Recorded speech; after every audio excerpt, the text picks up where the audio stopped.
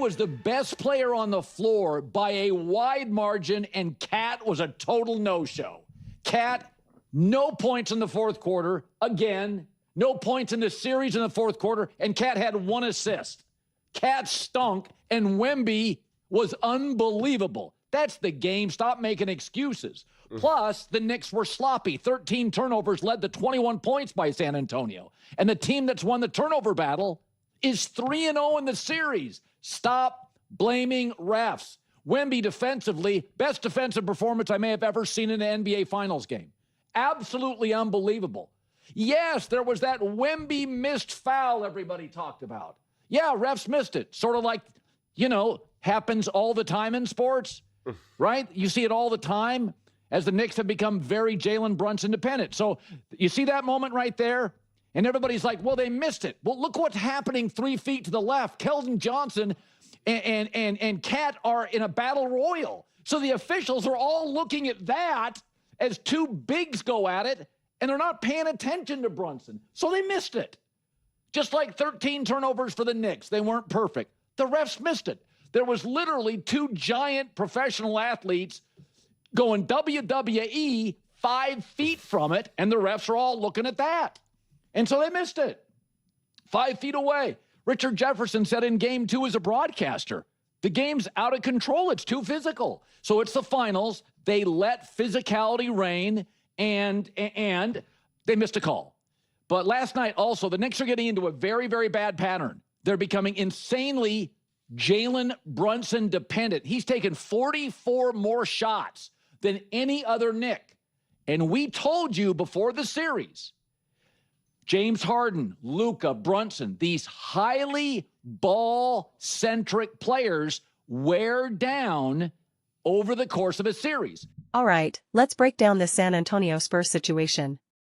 Because the way the media has been covering these finals, the Spurs, Wembanyama, and honestly even the Knicks now, it's been absolutely nuts. Completely nuts. And I am so fired up to talk about this game right now. Before I dive in, please, Spurs fans, do not forget to subscribe and watch the full video. When you do that, my view counts explode. My subscriber numbers explode. And this isn't about chasing views. It's not about chasing subscribers. It's about being able to create Spurs content that people genuinely want to watch and discuss, so we can keep having the most fair, level-headed, truthful conversations about the Spurs. Watching the entire video makes a massive difference, and I would truly appreciate it. So, okay. First of all, I love how everyone has been trying to tear down this Spurs team and tear down Wembanyama. People have been trolling them, mocking them, and now that they finally win, suddenly it's all about the referees and all about this or that. This game was fantastic. This game was absolutely fantastic. If you are a real basketball fan, you should have loved every minute of this game. You watch this contest, you should be hoping, even if you're the biggest Knicks fan in the universe, you should be hoping for a 7-game series, because this is basketball. This is amazing. This is incredible. This is what everyone thought we were going to get with OKC versus San Antonio. This is spectacular. We're watching a series where the Spurs could easily be up 3-0. The Knicks could be up 3-0. It could be 2-1 in either direction. It could have been 1-1. It could have been every possible variation. That's how you know it's a great series, because literally any outcome could have happened. That's also what makes it heartbreaking if you lose. If the Spurs end up falling short, it'll be devastating, because you'll think, oh my gosh, we could have had it. And the exact same thing applies to the Knicks. If the Spurs come back and win it all, Knicks fans will feel like it was right there in their hands. Go back and watch how the OKC versus Indiana series played out. I think they only had one truly close game. This series has been incredible, and Wembanyama has been incredible.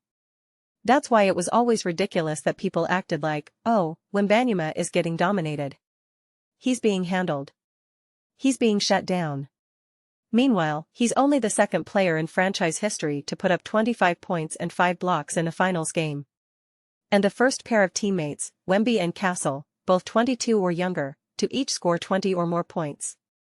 And Wembanyama is the second youngest player in finals history to record 35 points and 5 blocks. And people want to pretend he hasn't been unbelievable.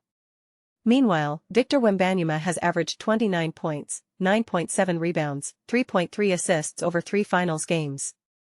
LeBron James over his entire finals career, 28.4 points, 10.2 rebounds, 7.8 assists in 55 career finals games. And Wemby is doing this as a 22-year-old in his very first finals appearance.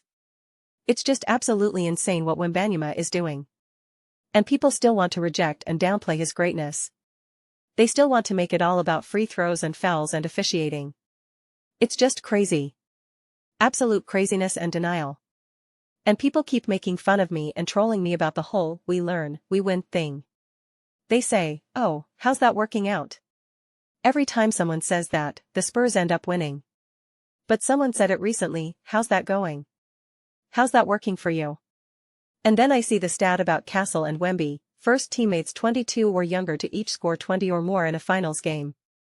And I think, do you not understand how young this team is? Do you not understand that we're relying on guys like Harper, Castle, and Wemby? What we're witnessing is absolutely insane. Imagine trolling that. Imagine mocking that. Imagine minimizing that. This was the first game of the series where I felt that the team that won, 100%, that was the correct outcome. That was the most deserving victory. Now, let me be extremely clear. The Knicks absolutely, positively deserved to win those first 2 games. They earned those wins. It wasn't like the Spurs just blew it or anything like that. The Knicks proved they could close those games out. They proved they knew how to execute in those final minutes, in a way. Why the Spurs simply could not. And there were moments in this game where it felt like maybe the Spurs were going to lose again. And I thought to myself, man, who is the modern-day Jimmy Butler right now? Who is the younger, healthier version of Jimmy Butler? I tried to come up with a comparison, and I still haven't found one. Because that's almost exactly what I feel the Spurs need right now. They need that guy, someone around 28, 29, 30 years old, who can take over, who can get downhill, get buckets, and when he has the ball, everything feels okay. He's just dribbling, and you think, okay, he's going to make the right play. Whether it's a pass, a drive, or a shot, he's going to make the right decision. Right now, the problem is you're relying on younger players to figure that out. You're relying on Castle to figure it out. The closest you have to that right now is De'Aaron Fox, but he's smaller, a little banged up, and still kind of growing into that role himself. So it's not to say this team won't have that in a few years. But it would be really nice to have it right now. Even so, they were able to play great down the stretch. So to me, Game 1 and Game 2 could have truly gone either way. Now, this game technically could have gone either way as well, but it would have been more about the whole make or miss notion. You hit that shot, you win, you miss, you lose. Game 1 and Game 2, to me, were more about the Knicks taking over. I understand that if Wemby makes at shot, they win, but it wasn't good basketball down the stretch. The Knicks won those games by seizing control. Same thing with Game 1. Of course, every game ultimately comes down to make or miss. Basketball is the ultimate make or miss league. But I watch this game and I think, the Spurs 100%, this was the deserved outcome. As a Knicks fan, you can't watch that and say, oh, we could have won that. Sure, technically you can always win any game. But this game just felt more definitive. Which is also what continues to be a little frustrating if you're a Spurs fan, because you think, man, we could be up 2-1. We could be up 3-0. That's what makes this series so fun and so exciting. And again, let me emphasize, I cannot stress this enough, this is not saying it should be 3-0 and the Spurs are better and the Knicks got lucky. That's not the take at all. The Knicks 100% deserve the credit for being up 2-1. And they could easily be up 3-0 themselves. So this has just been such an amazing series. I loved last night's basketball. I loved it. I loved it. I think it's so embarrassing that we keep trying to twist these games and keep twisting the officiating narrative. I thought the referees did a great job. Did they miss some calls? Absolutely. They always will. But I loved the physicality they allowed. I loved the intensity. I love that they're even letting a little bit of chirping go, because we've seen so many times where players hit a big shot or a big dunk and they scream at each other for a second, and the refs let it slide. I love that. It's not taunting, but you're allowed to show emotion. You're allowed to look at another player and say, yeah, what's up? So I've loved the energy of these games, the crowd. People will say, oh, you're a Spurs fan, and I'm really not. But I'm rooting for the Spurs to tie this series up, man. Because I want to see 7 games. This is what we all wait for from the moment the season starts. We are all just waiting for this quality of play, this level of competition, this physicality, this type of basketball. We wait months and months and months for these exact moments. When the season starts, they always try to act like November and December games are the same. Or Christmas Day. No, it's different. This is remarkable. This is amazing. We are witnessing greatness. This series has been so exciting, so awesome. Constantly turning it into free throws free throws that's what they did with OKC all last year. That's what they did all this past season. That's what they did in the last series. It's exhausting. And here we are watching this young team be amazing, and they just keep getting trolled. This obsession with trying to tear down Wembanyama. Someone said, the league is trying to force Wembanyama as the face of the league and the best player when he's not. And I'm like, what are you talking about? No one is forcing Wembanyama anywhere, first of all. He is great. He is the definition of greatness. The league doesn't have to force him at all. He is the face of the league. What are you even saying? The delusion and the inability to accept that is just kind of insane to me. It's really insane to me. People are interested in this series mainly because it's Wembanyama versus the New York Knicks. Otherwise, it would just be the New York Knicks. Yeah, the Knicks are an interesting story and it's a massive city, but are you kidding me? You know what the media is making this series about for New York? Celebrities. That's all the talk leading into these games. How many celebrities are going to be there? How many celebrities? Go on any social media, go to official posts from ESPN or others, and it's look at this celebrity. Look at that celebrity. Oh, look at this one. It's a joke. It's embarrassing. It's obnoxious. They want to do anything they can to take attention away from the actual players on the court. It's absurd. They kept saying, look how much money it costs to attend these games, isn't that crazy? And they love that attention. They love it.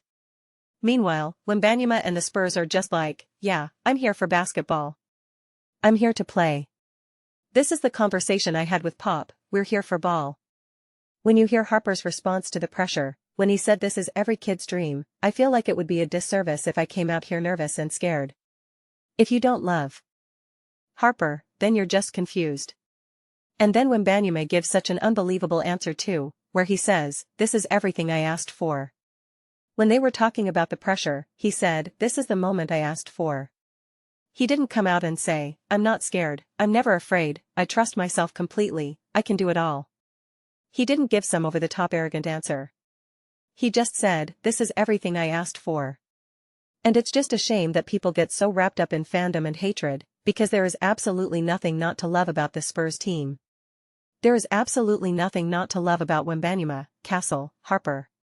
It's unreal. But they want to keep twisting it and twisting it. You saw in New York, they were destroying his jersey. It was unhinged. It was actually uncomfortable to watch. Watching them get into a circle and go crazy, I was like, oh my gosh. It's so bizarre. It's so unhinged. It really is. I'm all for fandom. I'm all for turning up the volume and all of that. But it's just a little too crazy, man. Yeah, this series has been wild. Wembanyama's greatness is on full display. The future of the Spurs is on full display. Whether or not they'll be able to bring it home and continue to learn and win, that remains to be seen, obviously, because the Spurs were down 2-1, or 2-0, excuse me. They put the pressure on themselves to really win both of these games. You don't want to go down 3-1. Obviously, we know that. But 2-1 area. DY changes everything. And 2-2 is just a brand new series, and you're heading home. So yeah, I honestly have no idea how this series is going to go. If you're a Knicks fan, you still feel really comfortable and confident. Because even though I said this was the first game that felt truly definitive, and the Spurs won it, they won it, I still think if you're a Knicks fan watching that game, you still feel really good. You still think, man, we could have won that game. And I just think there's a confidence, a resilience, and a stability that the Knicks have in a way that the Spurs simply do not. There is, to me, watching a game like this, a fragility to the Spurs. Again, just because of their youth. You saw down the stretch, there were times when you thought, they don't know what to do in this moment. They don't know what to do right now. And it's an incredibly uncomfortable spot. Even though Wembanyama, as I just praised him, is playing awesome ball, it's still not exactly the offensive game you want out of him. So it's just crazy, man. Just crazy. But those are just my thoughts. I'd absolutely love to hear yours. What do you all think about the Spurs and Wembanyama taking down the Knicks? Is it all the referees? Is the league cooking the books? Let me know in the comments below. I read every single comment. Whether you agree with me or disagree, either way, let's start some discussions. Let's get into some debates. But ultimately, let's just have some fun. Please do. Consider subscribing. We're building an amazing community here, and I would absolutely love to see you as part of it. I want to build something we all genuinely feel connected to. Something we're really excited to be part of.